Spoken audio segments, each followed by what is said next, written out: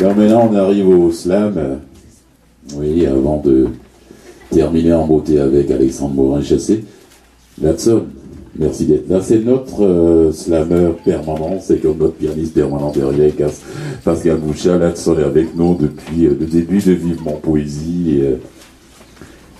Le premier dimanche de chaque mois, il est là, il est avec nous, il vient clamer, nous fait partir de ses émotions dans ses textes. Amoureux depuis sa tendre enfance, amoureux de l'écriture, de la poésie, il a vécu dans plusieurs pays africains, européens, aux États-Unis avant de venir poser sa valise ici à Montréal. Accueillons chaleureusement Latson Frank, mesdames et messieurs, s'il vous plaît.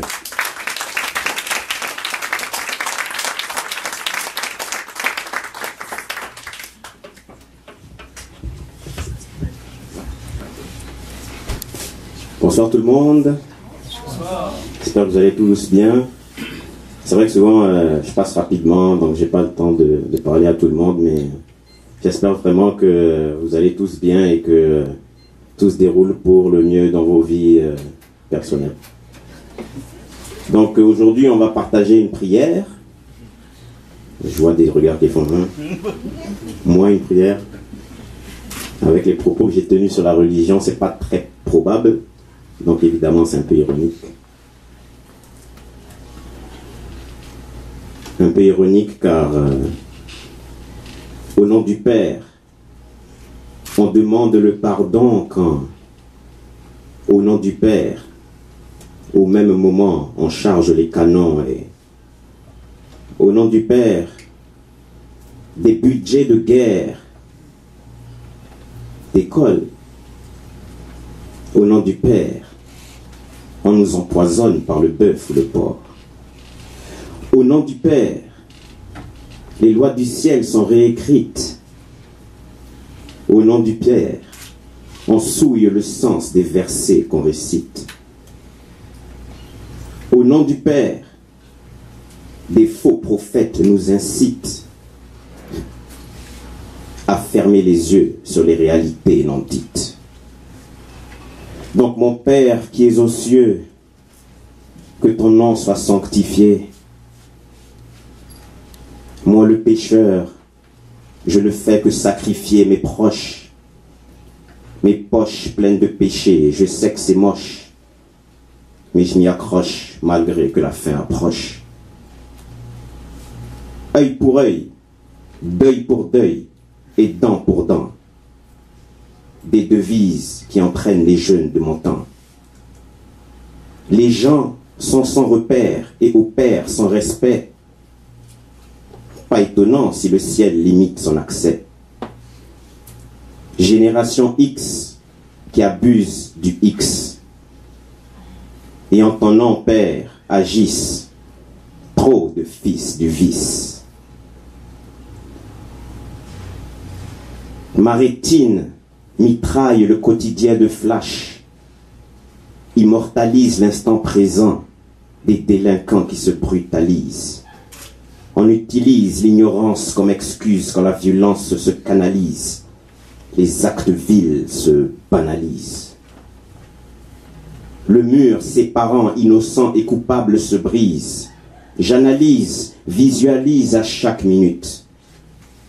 C'est de plus en plus tôt que les enfants deviennent des brutes. Ils veulent le trône des rois avant même d'avoir été princes. Ils veulent entrer au paradis en clandestin, mais la porte grince. La porte grince. Et en ton nom, Père, les uns évincent les autres. Autant faire des pitres de Jésus et ses apôtres. On prêche autant qu'on pêche. Bref, on lèche les bottes au mal avec qui on est de mèche. Petit Cupidon, aurais-tu brisé ta flèche? Au nom du Père, de nouvelles guerres se déclarent. Le nouveau millénaire a pris un faux départ. À tout prix, on a appris à s'approprier sa part. Gare aux actes insensés quand les pensées s'égarent. On utilise la foi pour justifier les actes vils que la conscience ne sait pas assumer. Tous ces actes que la conscience ne sait pas assumer. Et tu ne tueras point, commandement clé. Mais devant les intérêts, combien l'ont oublié? Les fous alliés ont rallié leur force à celle du mal, comme à l'époque des croisades pour la quête du Graal. Et on régale le public de Ben Laden, Kadhafi et tout le reste de mania, et tous les maniaques qui manient les machines du massacre. On nous arnaque. Oui, mais dites-moi, qui sont les scélérats? Quand les chasseurs rasent le ciel, mission Razia. Missiles armés, prêts à charmer l'air ou le sol. Les anges de fer prennent leur envol. Oui, dans la nuit, ces anges de fer prennent leur envol. Dur pour les gardiens du bien de jouer leur rôle, car les démons modernes sont allés à bonne école. Et au nom du Père,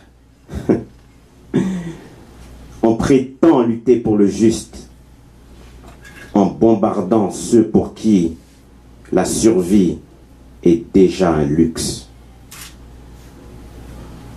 Et en fin de compte, je vais dédicacer ce qui suit à tous les artistes, tous les écrivains militants qui restent tout aussi impitoyables dans leurs propos, dans leurs pensées, mais en menant leur combat avec une plume plutôt qu'avec des armes.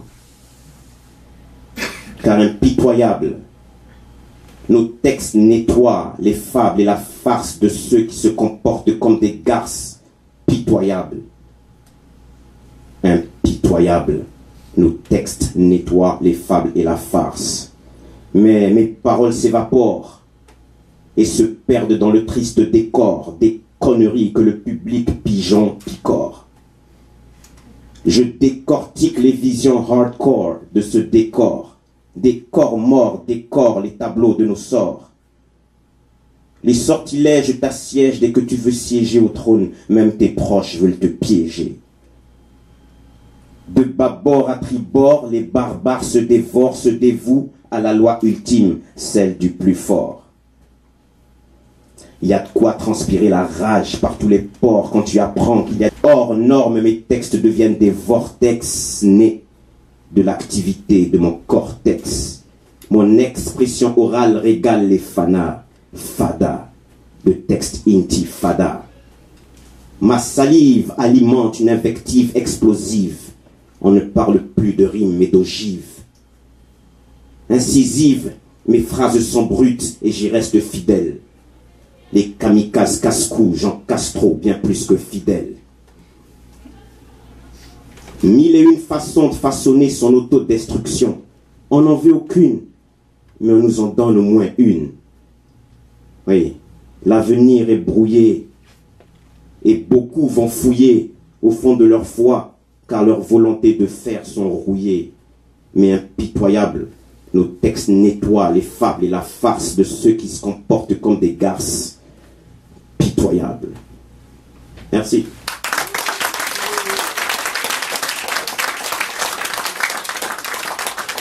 Letson Frank, wow, celui avec ses mots, ses textes, ses rimes, des clubs. Merci Letson, merci d'être là avec nous le premier dimanche de chaque mois, merci. Voilà. Et on va terminer en beauté avec mon cher Alexandre Morin-Chassé.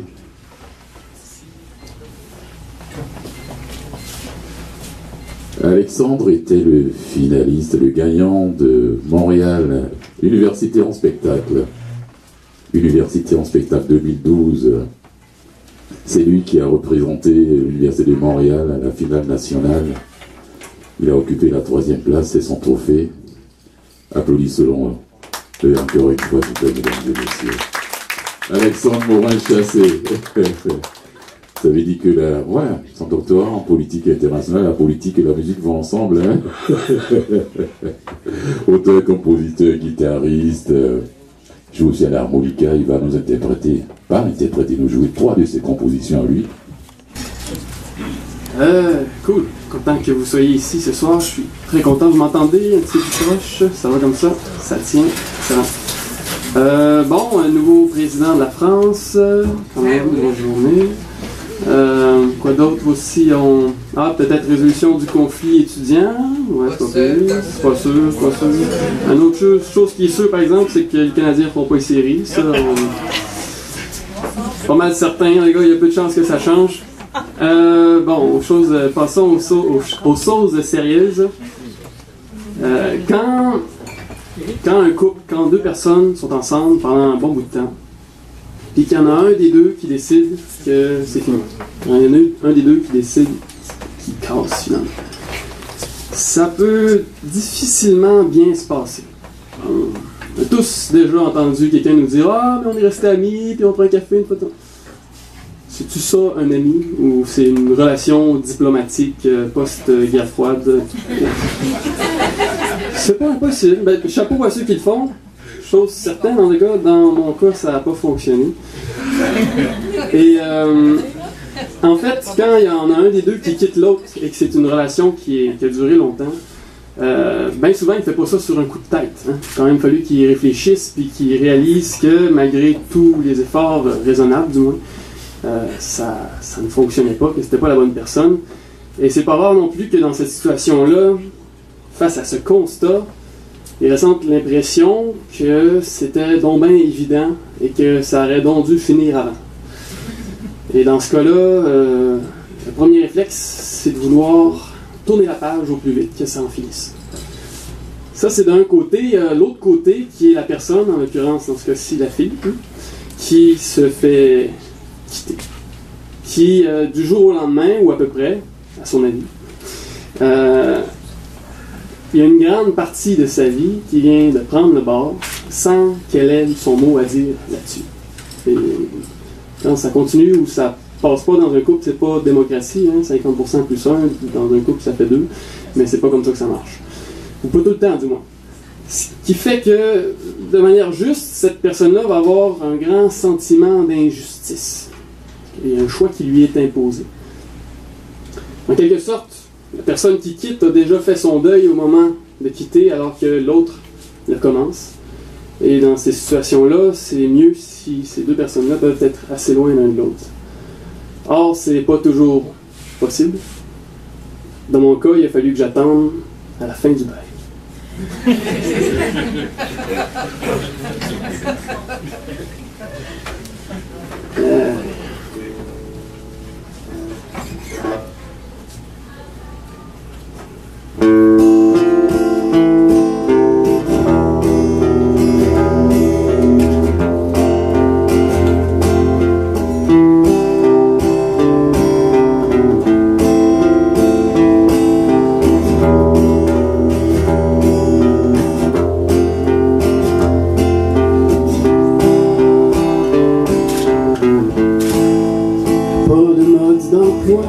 Qui explique comment dire je t'aime plus sans que ça fasse mal.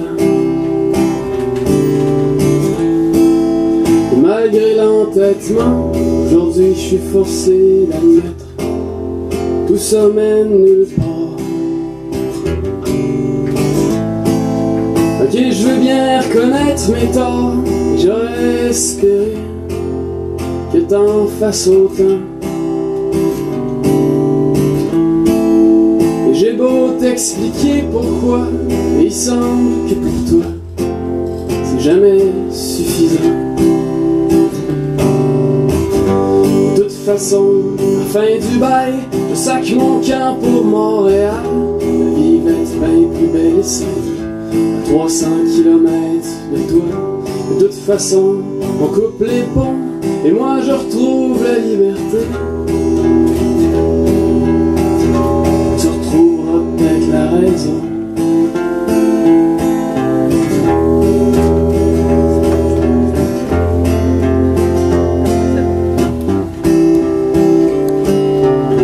Je me reproche de pas partager chacune de mes pensées, le moindre de mes doutes. que moi j'ai besoin de respirer, pouvoir exister en dehors de nous. De toute façon, à la fin du bail, je sac mon camp pour Montréal. La vie va être bien plus belle et simple à 300 km de toi. De toute façon, on coupe les ponts et moi je retrouve la liberté. Tu retrouveras peut-être la raison.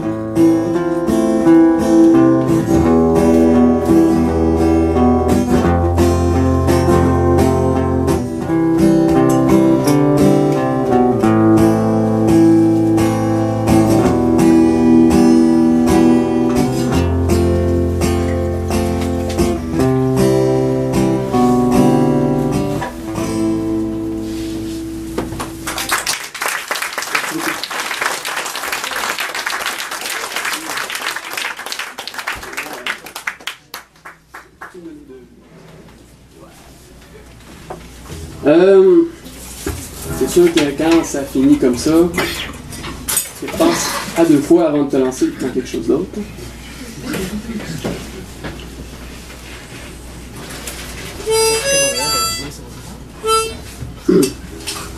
La prochaine tune s'appelle Fuck Frank.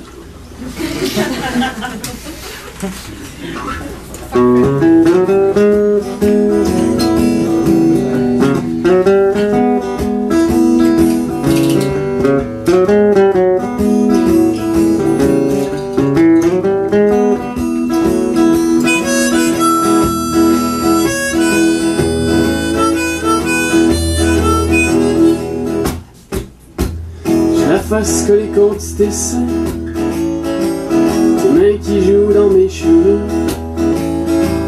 J'ai passé 1h du matin, mais j'en reprendrai encore un peu. Je sais qu'il va falloir que je parte. Heureusement j'habite pas trop loin, et juste au moment où j'allais sortir de ton appart, tu me dis que toi aussi t'es bien, avec ma face collée contre tes seins.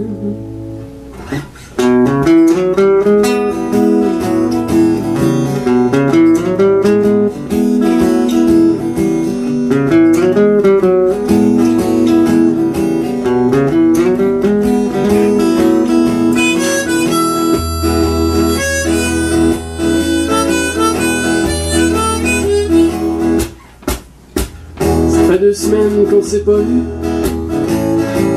2 semaines qu'on s'est pas vu tenu.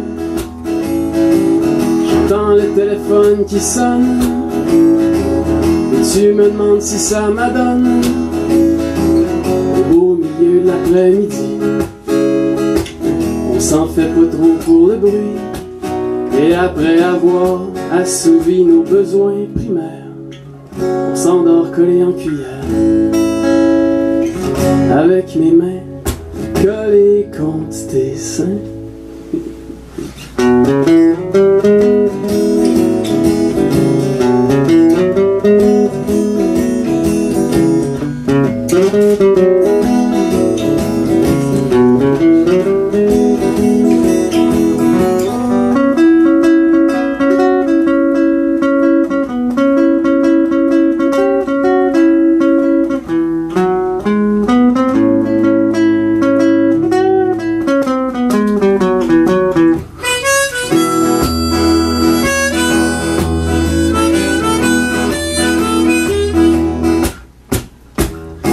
Face collée contre tes seins, tes mains qui jouent dans mes cheveux.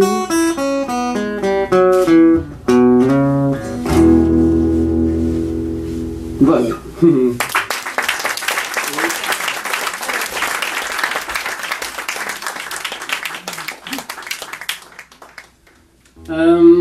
La première fois que je suis venu à Vivement Poésie, c'était en novembre dernier, je crois. Et j'avais joué une toune. La première tune que j'ai jouée ici, elle s'appelait La Petite Guillemette, et elle racontait mon premier kick, tout petit. Le fait est que, grâce à Facebook, j'ai retrouvé La Petite Guillemette, et je lui ai envoyé la chanson. Et évidemment, avec Facebook, tu ne peux pas voir la première réaction, là, c'est pas live. Mais elle semble avoir apprécié, donc on va la rejouer encore aujourd'hui. Ça va être la troisième et dernière de mes chansons. Et Pascal va m'accompagner. On a essayé quelque chose pendant les sound tests, puis ça donne de quoi d'assez comique.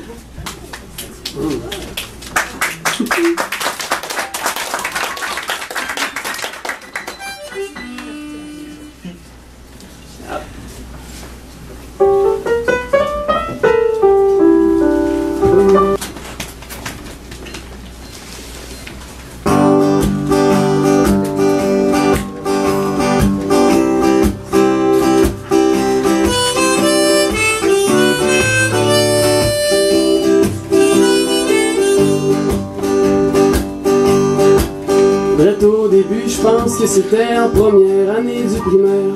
Quand je l'ai vu, il me semble que j'ai trouvé quelque chose de pas ordinaire. Quand on jouait au ballon chasseur, comme un gros os, je laissais me tuer. Si ça pouvait faire son bonheur, ou si elle pouvait me remarquer. Elle habitait au bloc pas loin d'où c'est que je me faisais garder. Arrivé au stop, c'était elle, la petite brigadière du quartier. Avec sa ceinture orangée, j'en étais tombé amoureux. J'ai rêvé de nos premiers baisers, j'étais un peu trop ambitieux. La petite Guillemette, elle t'avait une jolie bête. Sauf que moi j'étais trop gêné pour aller y demander.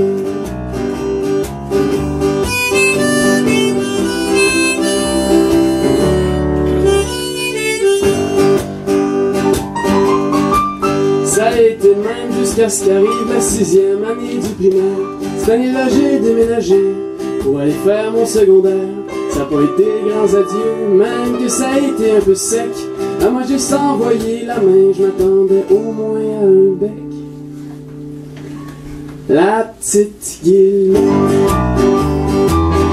elle t'avait une jolie bête. Sauf que moi j'étais trop gêné pour aller y demander.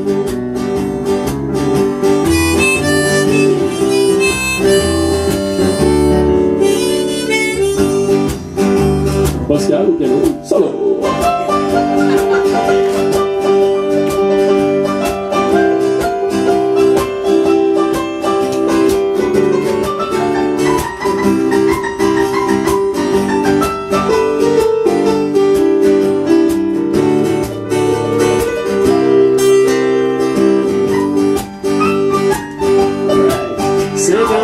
J'en avais 17 puis je commençais le cégep. Pour continuer ma petite histoire, c'est là que j'y ai revu la bête. Disons qu'elle avait pas trop changé, on avait quelques cours ensemble. Des fois on mangeait à café, on allait même veiller au centre. Ça a été le choc quand j'ai su qu'elle tripait sur un de mes meilleurs chums, qui lui voulait rien savoir d'elle, qu'elle trouvait trop superficielle. Elle aimait les gars aux cheveux longs, surtout ceux qui ont pas la barbe faite. Elle avait le gros kick sur le chanteur des cowboys fringants. Dans ma tête y'a une voix qui a fait: ouais ben Alex, je pense qu'on va s'en remettre. La petite Guillemette, elle t'avait une jolie bête. Sauf que moi j'étais trop gêné pour aller y demander.